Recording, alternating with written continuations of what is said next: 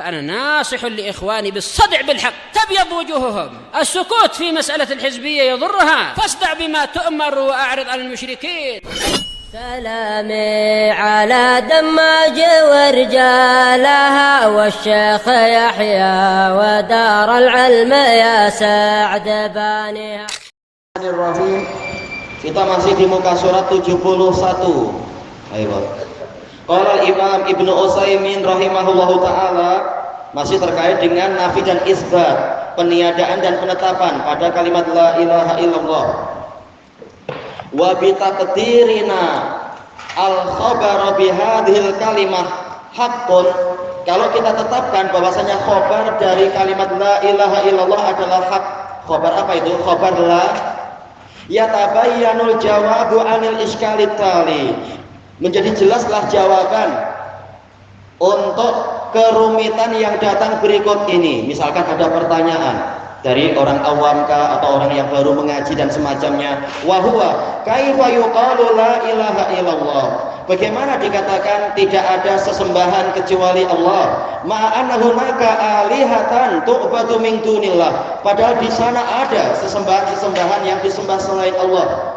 Yaitu bagaimana dikatakan tidak ada sesembahan kecuali Allah, sementara banyak sesembahan-sesembahan yang disembah oleh orang-orang. Mungkin di mana itu, di suatu kota ada patung yang disembah, di suatu negeri ada jin penunggu yang disembah, di tempat yang lain ada syekh tarikat yang disembah, dan seterusnya. Atau di sebagian negara ada hewan-hewan khusus yang disembah. Ternyata sesembahan itu banyak.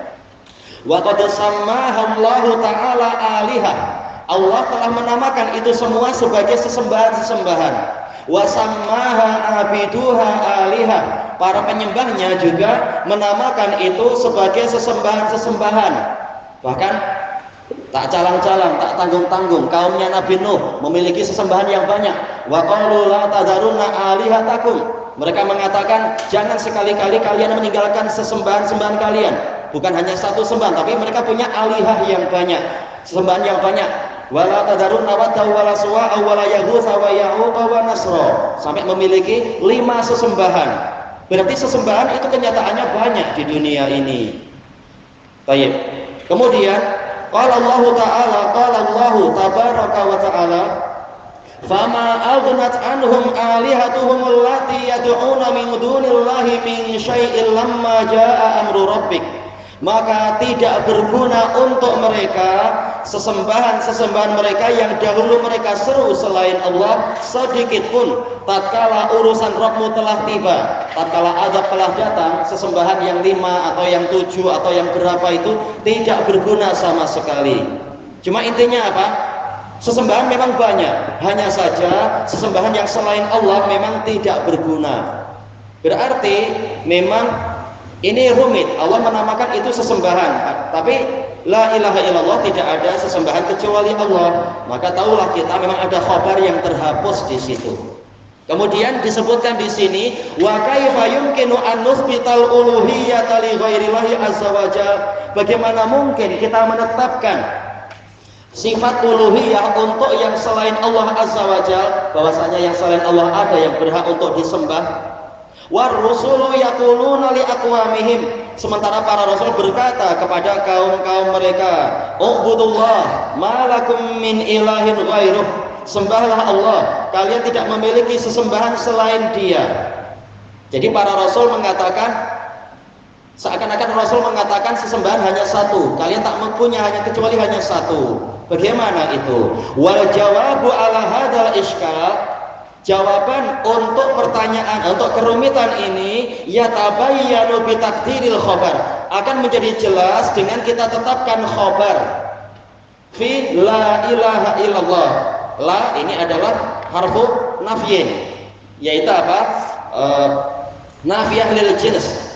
Ilaha sebagai isim la. Khabarnya mana? Kita tetapkan khabarnya sebentar lagi. Fanaqul, maka kita katakan hadhil alihatul lati tu'badu min dunillah, sesembahan-sesembahan yang disembah selain Allah itu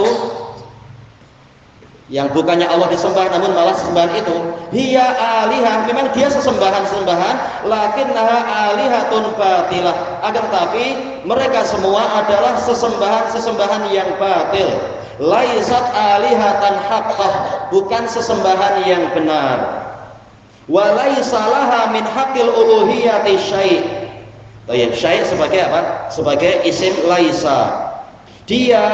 Mereka tidak memiliki hak uluhiyah sedikit pun, tidak berhak disembah sedikit pun. Wa yadullu lidzalika qauluhu ta'ala, ini ditunjukkan oleh firman Allah Ta'ala, dzalika bi annallaha huwal haqq. Yang demikian itu adalah karena Allah itulah yang benar. Jadi Allah dari apa? Al-ilah, dialah al-ilah yang hak. Nah, dari sinilah kita mendapatkan khobarnya, yaitu hak. La ilaha haqqun. Wa anna ma yad'una min dunihil batil, dan bahwasanya apapun yang mereka seru selain Allah huwal batil, dia itulah yang batil. Wa annallaha huwal aliyyul kabir, dan bahwasanya Allah itulah yang maha tinggi lagi maha besar. Jadi hanya Allah lah yang hak, yang lain-lain batil semua. Kemudian wa yadullu lidzalika aidan, itu juga ditunjukkan oleh qauluhu ta'ala, firman Allah Ta'ala, afara'aitumul Lata wal Uzza, maka bagaimana pandangan kalian tentang Lata dan Uzza, wa manatas salisatal ukhra, dan Manah sebagai sesembahan yang ketiga yang lainnya. Ini pembahasan terkait dengan apa? Terkait dengan Isra dan Mi'raj. Setelah Allah Ta'ala menyebutkan tentang peristiwa tatkala Mi'raj, yaitu dalam surat An-Najm. Kalau surat Al-Isra ini tentang Isra, kalau Mi'rajnya itu dalam surat An-Najm, menunjukkan keagungan Allah, kehebatan Allah, keperkasaan Allah, bagaimana Rasul diangkat setinggi itu, dan di sana ada Sidratul Muntaha, dan di dekatnya ada Jannatul Ma'wa, dan seterusnya.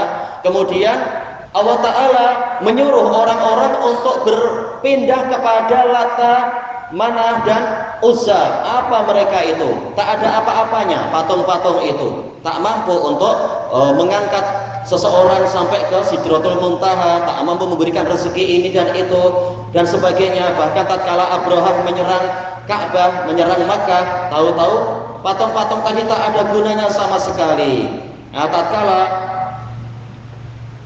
Abdul Muttalib berdoa kepada Rabbul Ka'bah, pemilik Ka'bah yaitu Allah, maka Allah mendatangkan burung-burung ababil. Ternyata memang patung-patung tadi tak mampu apa-apa. Makanya kata para mufassirun, apa hikmahnya setelah Allah bahasa tadi di belakang menghalang ke sini kan? Daras gimana? Katanya emak nyuruh jadi ustaz. Ini ustaz sibuk sendiri di belakang, tak paham ilmu, nanti bingung. Ditanya tak tahu. Jadi apa hikmahnya Allah Ta'ala bercerita tentang Mi'raj, kemudian tahu-tahu menyuruh kita bicara masalah apa itu Lata, Uzza dan Manah, yaitu untuk mengisyaratkan betapa hinanya sesembahan-sembahan yang lain tadi. Tak ada kemampuan apapun, mereka sendiri hanya dibuat oleh orang, bukanlah mereka sebagai pencipta. Ini sebagai bentuk penghinaan. Alakumudz dzakaru walahul unsa, apakah milik kalian lelaki sementara milik Allah itu perempuan?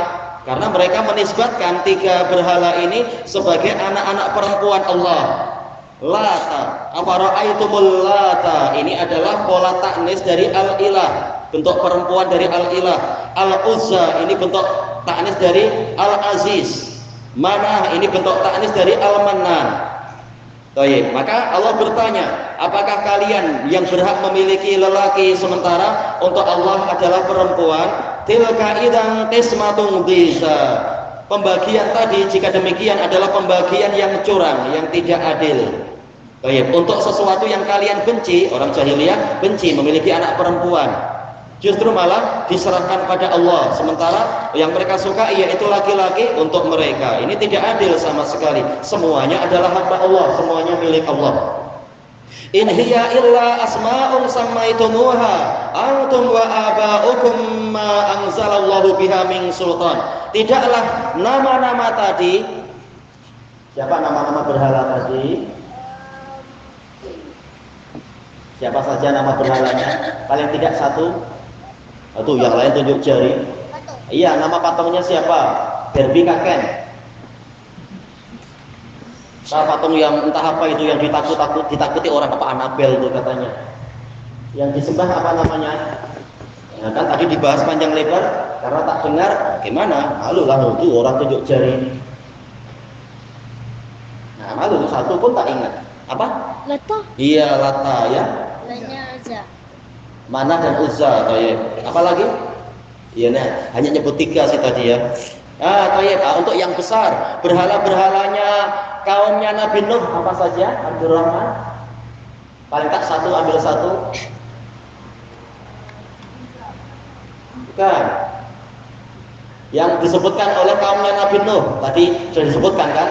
Apa sudah sebutkan? Apa tadi itu? Ya? Ya Wadda. Ya? Yahud. Apa? Oh bukan, itu pembagian yang curang, tapi namanya Ya'ub. Iya, Nasr. Ada yang kurang belum? Sudah habis tadi. Baik. Wad, Yahud, Ya'ub, Nasr. Ada 4 kalimat? 4. Ayo, baik.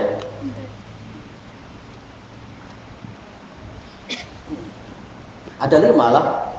Wa qalu la tadrunna wa la suwa'a wa la yaghus wa ya'uq wa nasra. Ayo. Yaghus tadi mungkin terlupakan. Yaghus ayo.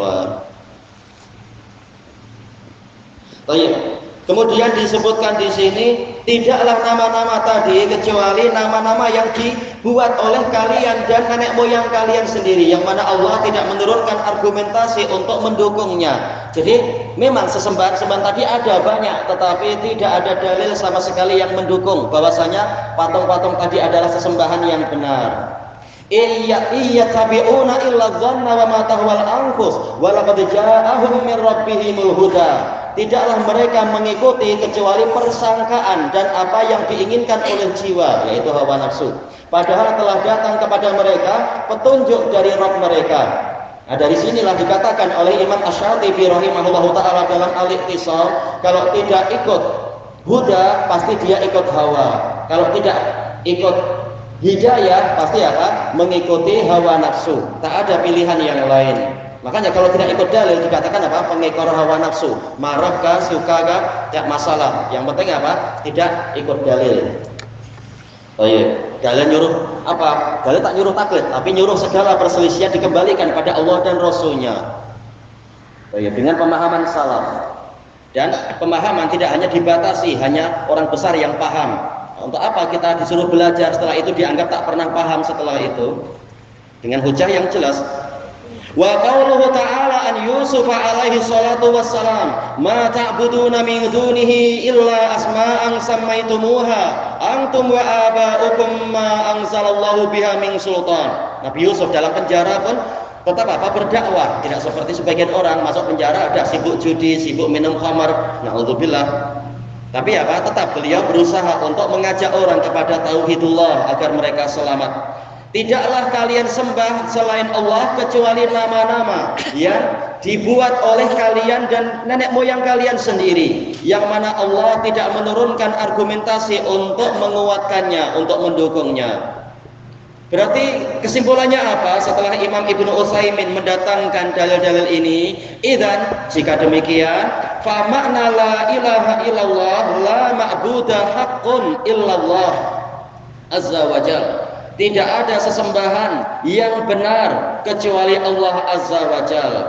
La ini nafiyah lil jins, mabni ala sukun la mahallalaha minal i'rab. Ma'bud ini sebagai apa? Yaitu isim la mabniun ala al-fath fi mahali apa? Nasbin. Kemudian hakun sebagai khabar la marfu wa alamat raf'ihi dhammatun zahiratun alal akhir. Illa ini adalah harful istitsna mabniun ala sukun la mahalla lahu min i'rab. Setiap huruf la mahal. Lafzul jalalah Allah sebagai badal wa badalul marfu'i marfu'un mithluh. Cuma kalau ditanyakan, bukankah di dalam pembahasan Ajurumiyah dikatakan badal dengan mubdal minhu itu harus sama, nakirah ya nakirah, ma'rifah ya ma'rifah. Tapi sekarang kenapa badalnya itu ma'rifah Allah, sementara mubdal minhunya adalah yaitu apa? Nakirah, yaitu hakun, bukan al-haqqu. dijelaskan bahwasanya seperti ini boleh tatkala memang ada kesesuaian, boleh. Seperti di dalam Al-Quran sendiri ada contoh bahwasanya tidak wajib masalah ta'rif dan tangkir itu wajib sama antara badal dengan mubdal minhu. Seperti dalam firman Allah Ta'ala, yas'alunaka 'anil qitali yas'alunaka 'anil syahril harami qitalin fihi qul qitalun fihi apa itu kabir, yaitu apa? Yas'alunaka 'anil syahril haram. Asy-syahr ini adalah sebagai apa? Yaitu dia ma'rifah dan dia majrur, tapi badalnya apa? Qitalin. Ini polanya adalah pola nakirah. Jadi boleh nakirah sebagai badal dari ma'rifah, demikian pula sebaliknya ma'rifah sebagai badal dari nakirah. Jadi tidak masalah itu. Atau jawaban kedua, lihat ini haqqun, ini masdar. Masdar dia itu mengandungi fa'il. Seringkali masdar itu memiliki apa? Fa'il atau naibul fa'il. Nah, kalau masdar itu memiliki fa'il, apa fa'ilnya? Fa'ilnya huwa. Huwa ini adalah ma'rifah. Maka lafzul jalalah Allah yang ma'rifah sesuai untuk menjadi badal dari ma'rifah yang ada di dalam hak, yaitu apa? Huwa. Nah, ini penting, kita bukan hanya memahami masalah tauhid, tapi juga kita memahami masalah i'rabnya. Terkadang kita akan diuji itu. Dulu anak pernah diuji di waktu naik kelas, diuji oleh orang jamaah tabligh. Apa i'rab la ilaha illallah? Kalau kita tak pernah belajar nanti diejek. Katanya kalian salafi, tahu-tahu tak pandai nahwu. Memang yang paling penting adalah tauhid, tapi diusahakan kita juga paham masalah nahwu, paham masalah shorof, paham masalah usul fikih dan lain-lain. Karena para pengikut hawa nafsu suka mengejek orang lain, merendahkan, tak paham ilmu alat. Naudzubillah, itu tradisi pengikut hawa nafsu. Kalau hujah maka mengejek-ngejek. Maka kita usahakan kita juga belajar. Kita tahu tauhid dan kita juga tahu yang lain. Alhamdulillah, takkan selama 10 tahun, 20 tahun kita tak tahu ilmu alat. Insya Allah kita semua sudah pernah belajar ilmu alat. Tidak seperti yang dibayangkan oleh para pengikut hawa nafsu itu. Demikian pula tatkala di Damat, tahu-tahu ada orang jamaah tabligh datang. Dia mau dakwah, dilarang karena gimana dakwah mengajarkan kesyirikan, apalagi di tempat yang menjadi tempatnya Ahlus Sunnah, tak boleh. Tahu-tahu dia mendekati kami, kemudian apa itu mencabar masalah i'rab, masalah yang betul kilahuma shawab, kilahuma yaitu kilahuma sahihun atau kilahuma sahihan. Ana mengatakan kilahuma sahihan wa kilahuma sahihun. Dia bingung. Pilih salah satu lah. Ana mengatakan i'rabnya ada dua. Kalau dilihat dari sisi lafadznya, kila itu secara lafadznya adalah mufrad, maka boleh kita katakan kilahuma sahihun. Khabarnya itu adalah apa? Mufrad. Tapi dari sisi makna, kila ini adalah musanna, maka boleh khabarnya musanna, kilahuma sahihan. Dia bingung. Ana bilang baca lagi bukunya itu. Buku apa misalkan Syarah Mutamimah Al-Ajurrumiyah, punya apa itu yang termasuk syarah yang terbaik, apa itu Al-Kawakib Ad-Durriyah, punya Al-Ahdal. Nah, ternyata apa? Mereka membanggakan ilmu nahwunya, ternyata mereka yang ketinggalan. Ini contoh kita perlu belajar nahwu, di samping kita juga belajar akidah dan manhaj. Kita cari titik yang sesuai di sini. Kata beliau, fa amal ma'budatu siwa. Adapun apapun yang disembah selain Allah, fa inna uluhiyataha allati yazumuha abiduha. Maka sesungguhnya uluhiyah, sifat ilahiyah yang dinyatakan oleh para penyembahnya itu ada pada sesembahan tadi, laisat haqiqatan, tidaklah hakiki, uluhiyatun batilah, yaitu uluhiyah yang batilah, bukan betul-betul memiliki sifat uluhiyah. Ilahuna wallahu a'lam. Subhanakallahumma wa bihamdika la ilaha illa anta astaghfiruka wa atubu ilaik. Walhamdulillahirabbil alamin. Jazakumullahu khairan.